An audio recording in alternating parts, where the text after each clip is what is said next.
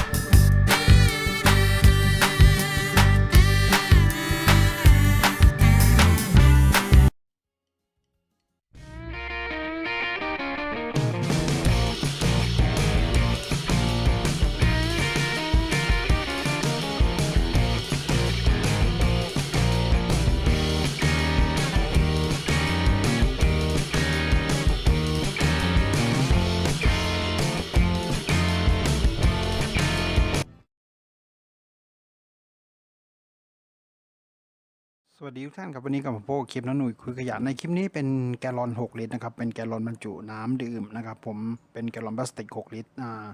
ซึ่งหลังจากเราใช้น้ำข้างในหมดแล้วนะครับเราจะนำมาทำของใช้ภายในครัวเรือนกันครับจัดเก็บถุงพลาสติกครับโอเคครับติดตามชมกันนะครับจากแกลลอนพลาสติกครับน้ำดื่ม6ลิตรครับผม